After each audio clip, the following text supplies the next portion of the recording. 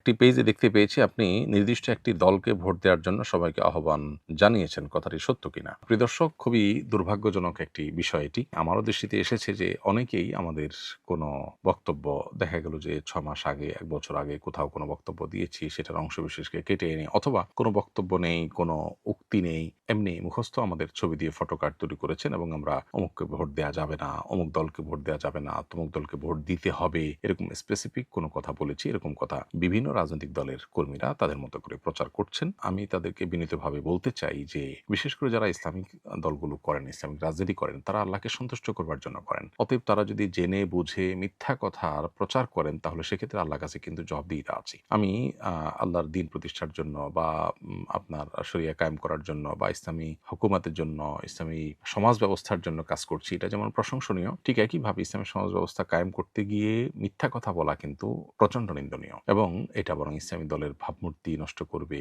আলেম ওলামাদের ভাবমূর্তি নষ্ট করবে, দিনদারদের ভাবমূর্তি নষ্ট করবে। সেটা বরং ইসলামী শরিয়া বা ইসলামী সমাজ ব্যবস্থার পথে অন্তরায় হয়ে দাঁড়াবে। এজন্য যারা এই কাজগুলো করছেন তাদের উচিত আল্লাহকে ভয় করা। আপনি ইসলামিক দলের জন্য মিথ্যা বলে সেটা জায়েজ হয়ে যাবে না। যেমনিভাবে মসজিদের জন্য যদি আপনি কারোর জায়গা দখল করেন তাহলে সেক্ষেত্রে আল্লাহ আপনাকে সওয়াব দিবেন না, বরং আপনার গুনাহ হবে। অতএব মসজিদের হয়ে যদি কারোর জায়গা দখল করা জায়েজ না হয়, ঠিক একইভাবে কোনো ইসলামিক দলের হয়ে আপনি কারো নামে মিথ্যাচার করতে পারেন না। অথবা অনিসলামিক দলেরও অনেকে আছেন এই কাজ করেন। তবে ইসলামিক দলগুলোর প্রতি মানুষের প্রত্যাশা যেহেতু বেশি থাকে, অতএব তারা কোনো মিথ্যা বললে বা কারোর উপরে কোনো মিথ্যা কথা ছড়ালে, কোনো অপতথ্য ছড়ালে, প্রোপাগান্ডা করলে সেটা আরো বেশি গর্হিত হয় এবং চোখে পড়ে। তো সেই জায়গা থেকে আমি আমার ভাইদেরকে অনুরোধ করব যে এই জাতীয় প্রচার প্রচারণা থেকে তারা যেন বিরত থাকেন। আমরা মৌলিকভাবে একজন মুসলিমের প্রতি আমাদের যে আহ্বান থাকা উচিত, নির্বাচন কেন্দ্রিক যে সমস্ত অনাচারগুলো হয়ে থাকে সেটা প্রার্থী করুন কিংবা ভোটার করুন, সেগুলো থেকে আমরা মানুষকে বারবার বিরত থাকবার জন্য অনুরোধ জানিয়েছি। এর বাইরে একজন ঈমানদার আল্লাহর কাছে তার জবাবদিহিতার বোধ যেন তার মাথায় থাকে। তার প্রত্যেকটা কাজের জন্য আল্লাহর কাছে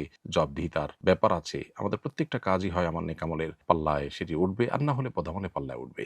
সে বিষয়গুলো আমাদের বিবেচনায় রাখতে হবে। সে বিষয়ে আমরা বিভিন্ন সময় আহ্বান করেছি। অতএব আমাদের কোনো কথাকে নির্দিষ্ট কোনো দলের পক্ষে কিংবা নিজের প্রতিপক্ষ দলের বিরুদ্ধে ব্যবহার করা এটা একেবারেই গর্হিত এবং অনুচিত কাজ। এ সমস্ত ভাইদের আল্লাহকে